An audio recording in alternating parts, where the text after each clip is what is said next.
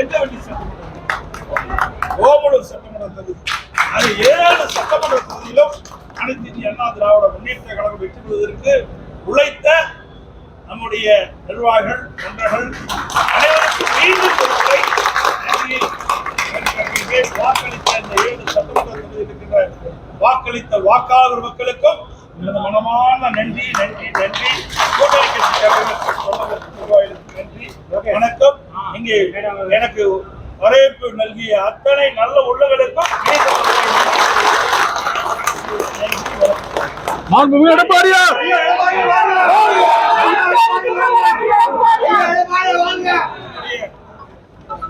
கழக நிர்வாகிகளும் தொண்டர்களும்